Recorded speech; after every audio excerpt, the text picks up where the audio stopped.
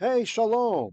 Welcome back to another installment from Hebrew Literacy. Today we are working through the Torah, directed Hebrew immersion in Exodus chapter 28, starting with, I think it's verse 23 today. Yes, that is correct. I just checked. It is Exodus 28, verse 23. And it is my wish for all of you learning the Holy Tongue that you would be inspired, that you would never quit, you would keep growing, and you would truly enjoy the blessing that is to read the Hebrew Bible with understanding in the language of the prophets, not through the interpretation of a translator. I really love the quote from the famous quote from physicist Rabbi Aryeh Kaplan, who said that all translation is commentary. And it's so true. Even if you're reading a Jewish translation, it's still from the Jewish worldview, right? From a particular strain of Judaism, a particular sect. Or if you're reading a Christian translation, it's from their worldview. Or from wherever you're coming at it from. If it's translation, it's translation. And biblical Hebrew is so highly nuanced. So often a word can have several meanings in a given context, and we have to select the right one. And if you're not careful, then worldview can influence that selection, and you can end up with a translation with a commentary instead of just a translation. Okay, so may you be blessed, and you're learning to be blessed, and you're coming and you're going to be blessed, and may Am Yisrael have shalom b'chayenu. All right, here we are with verse 23. Let's get at it.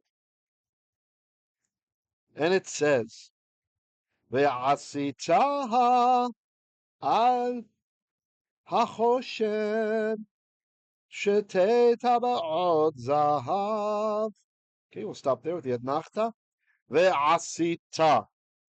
From the verb asa, ayin, sin, hey, and the ta at the end is telling us it's you. You shall do this. So, asita means you made or you did, usually.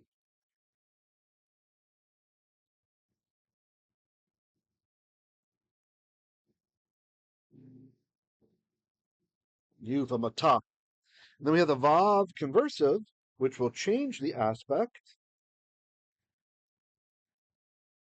So instead of you did, ve'asita, so you shall do. I'm going to say so here. So you shall make or do al upon hachoshen, the hachoshen, the breastplate. The full title is the hachoshen mishpat, the breastplate of justice or righteousness. Hachoshen, the hachoshen, the breastplate.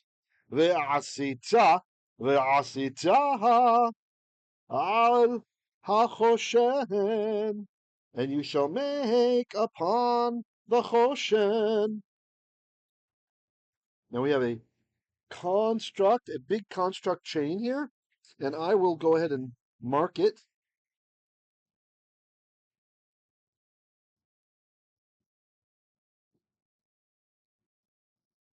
Three words in this chain.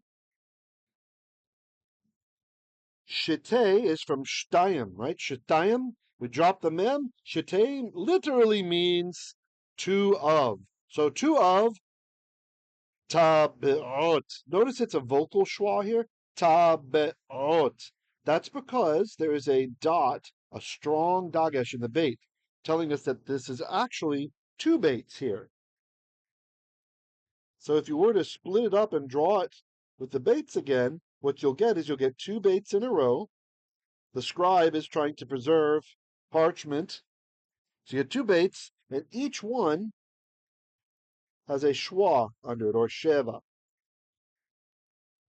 And then the syllable, when you have two schwas in a row like that, the syllable divider goes right down the middle. So let me just show what we're doing is we're exploding out the bait here. This guy.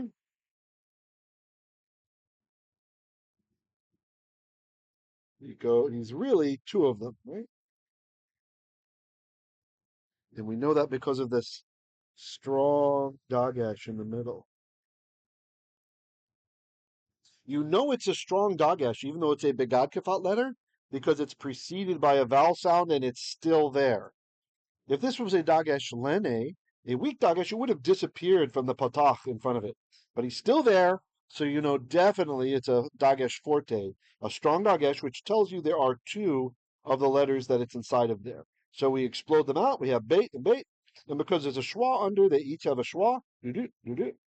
So this is why we pronounce it tab. First one is silent because it's closing a syllable. And the second one will begin a syllable, so bet.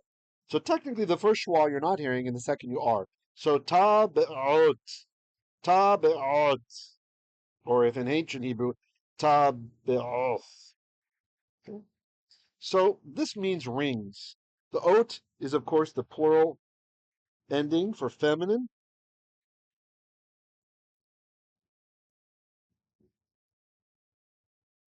When you have ot at the end of the word, that is a feminine plural.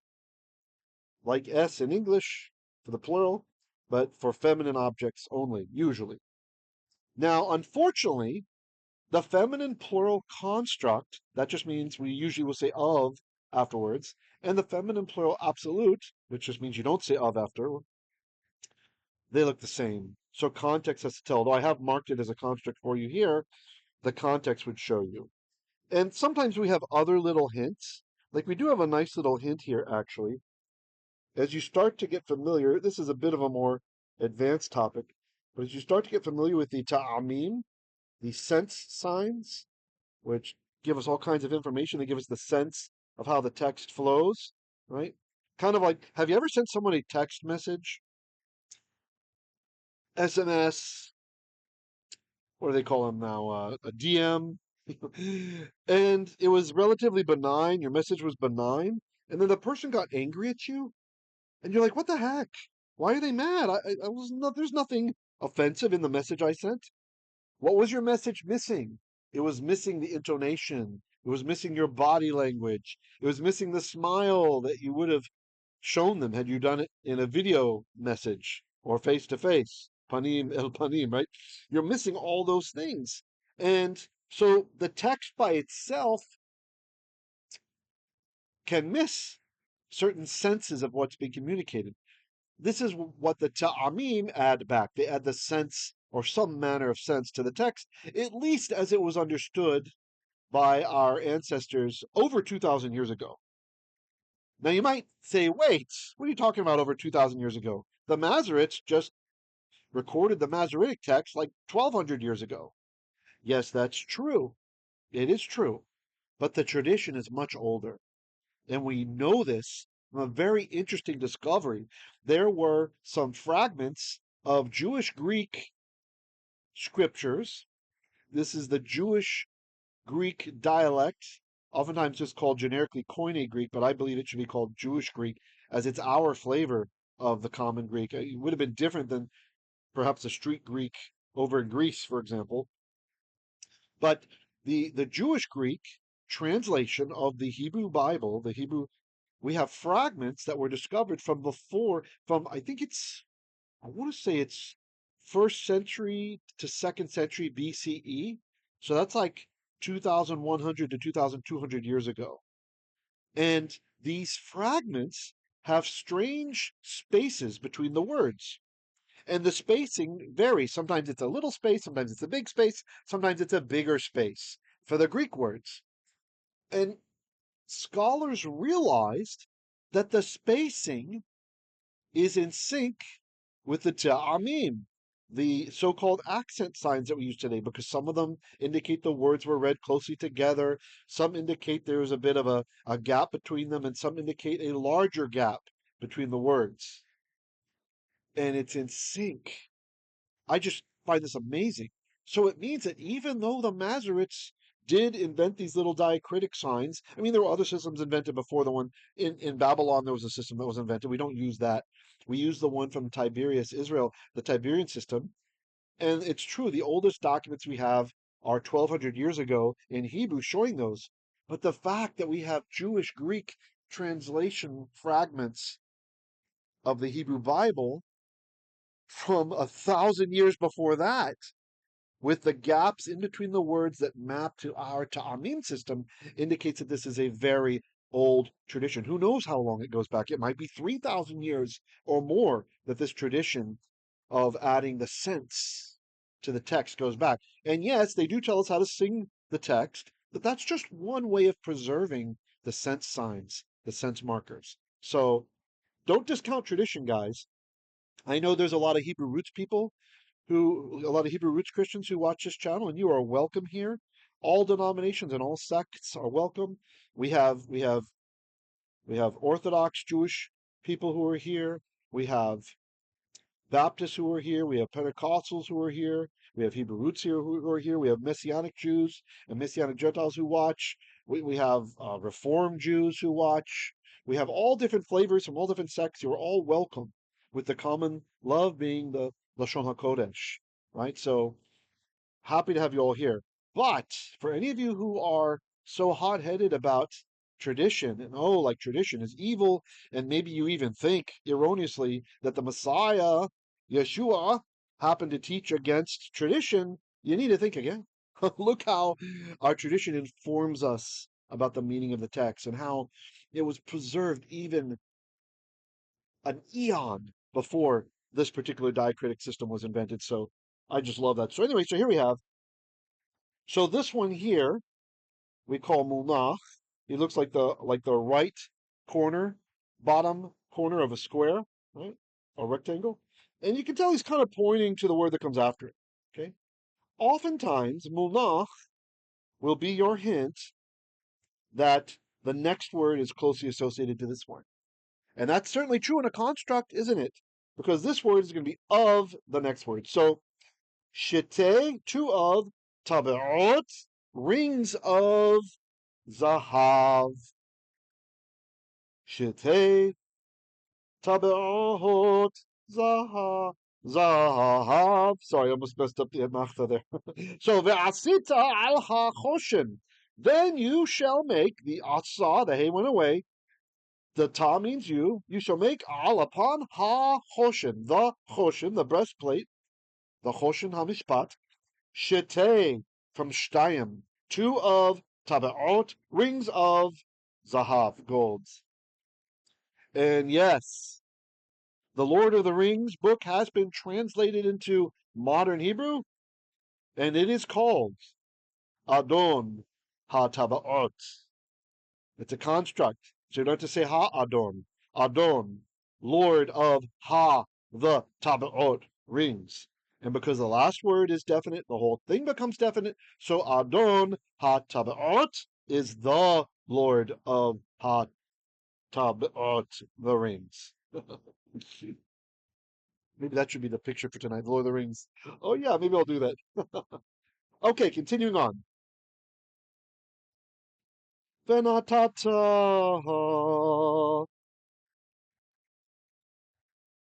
את שתי הטבעות על שני קצות החושן. Okay, ונתת.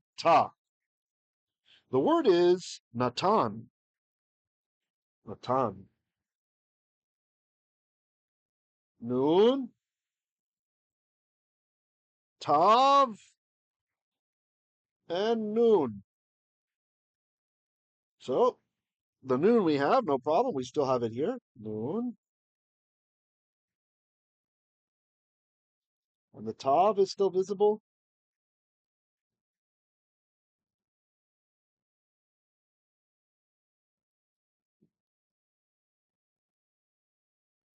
Sorry, my stylus tip is a little bent. But our noon has assimilated. The noon, it used to be natanta. The nun went inside. So if you look closely, actually, let me colorize that too. The ta we know as from ata. Whoa! Very strange. What happened? Go back, go back.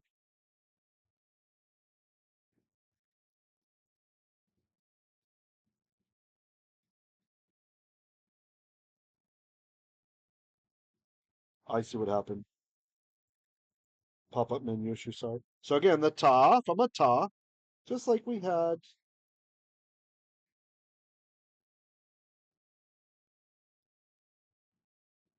here. Okay.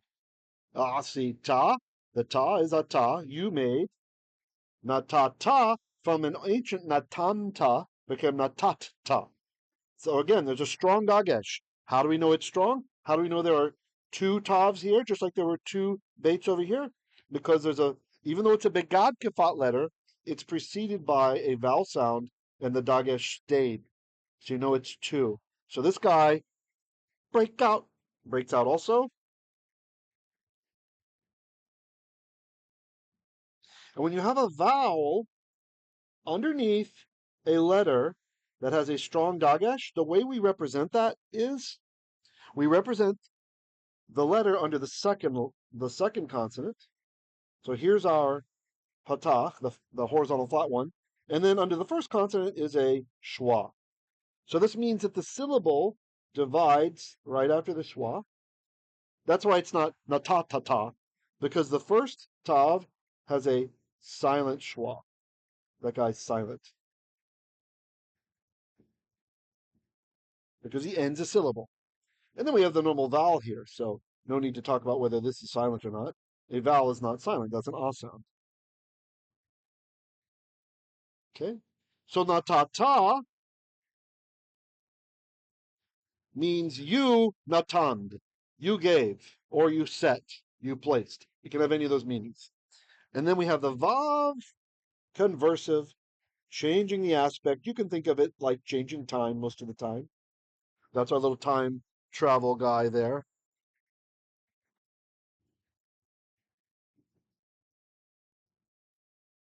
Maybe like at your clock. Whoa, he's got so many times. Oh,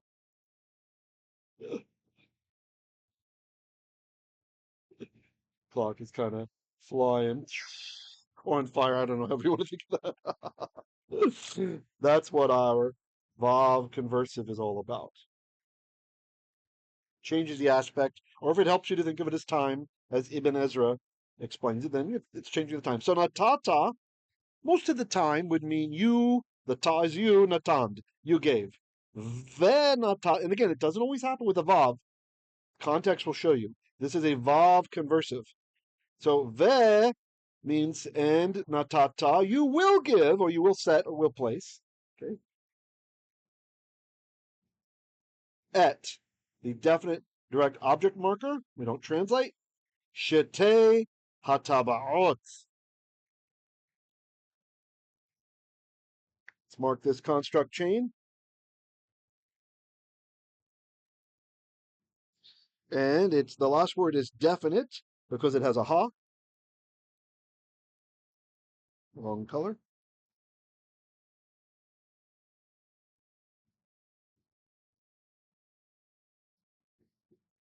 Everything I'm marking is part of that ha. And because the last word has a ha, it imparts the Venus to the first word.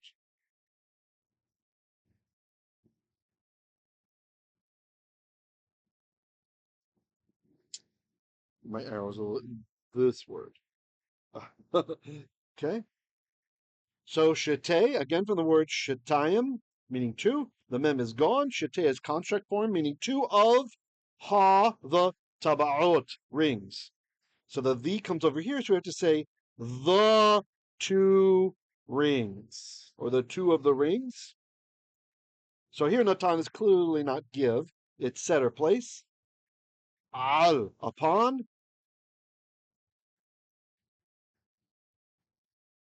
Shnei, Ketsot, hachoshen. Another construct chain here.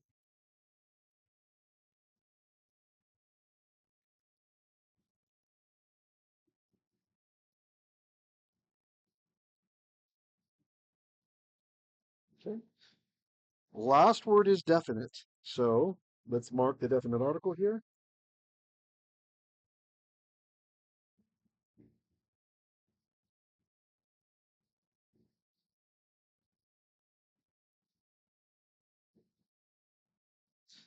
He will impart his definiteness to the whole chain.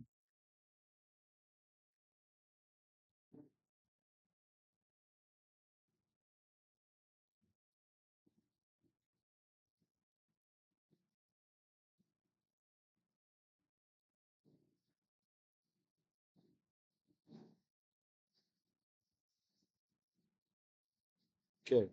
So shnei, two of, ketsot, extremities of, hachoshen. Again, we have the same oat as we had up above. You see the oat here? So feminine construct of the hachoshen, the breastplate. So let's impart the these now. So with the two, and we don't have to say the again. It sounds weird in English. Extremities of the hachoshen, the breastplate. Any comments or questions for those of you in the live premiere? If you're watching later, you can also type a question down below and I will try to get to it. Although the best way to get your questions answered is to meet with us on our Telegram channel. Works on iOS, Android, Windows, Mac. I assume they must have a Linux version because Mac is basically just Linux. I mean, Debian. One of the distros they took over. Okay. So surely there's a Linux build for those of you on that. And our address is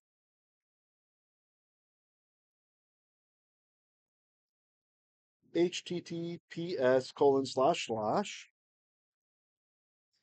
T for Telegram .me, that's me, slash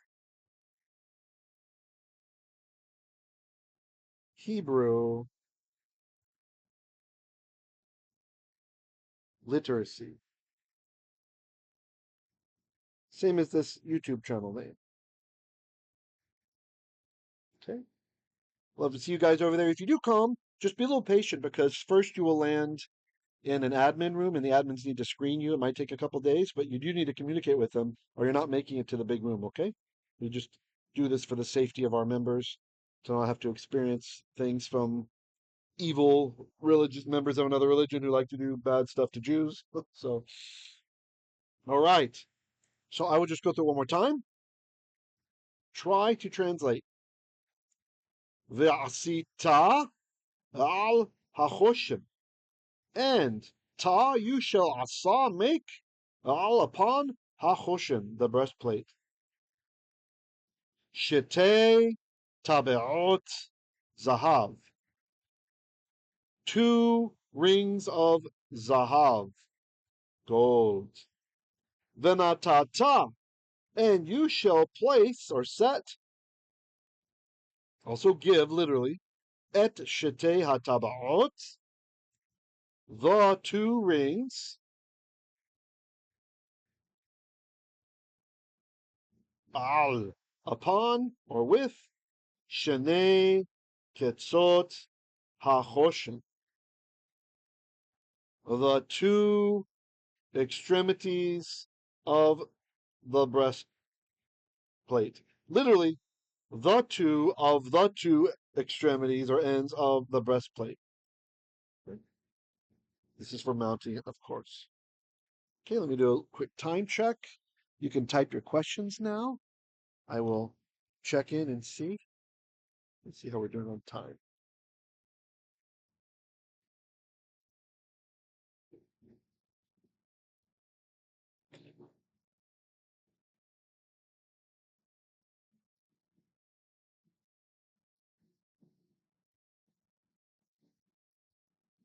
Is that half an hour?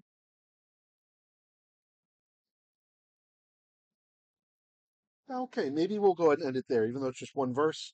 I guess I did spend quite a bit of time explaining things. Okay, I hope you guys enjoyed today's lesson, please give me comments. Let me know what you think about the length too, if you prefer it. I think this might have been 25 minutes or so like this. I know some of you want more and more, which I'm happy to give, but I also want to make sure that people aren't deterred from learning. It's better that they do gradual steps and keep doing it and stick with us. I've been real happy to hear about some of your testimonies about how, I know one fella shared recently that a year ago he was learning how to read and now he's understanding a lot of what we're doing in the immersion classes. And I really love to hear that stuff from you guys. It really gives me the emotional juice to keep pushing forward. And if you've had an answer to prayer in your life, could you also maybe share that too? That would be nice to know. And we can say the bracha together, the Baruch atah Adonai Eloheinu melech haolam asher shomea tefillah.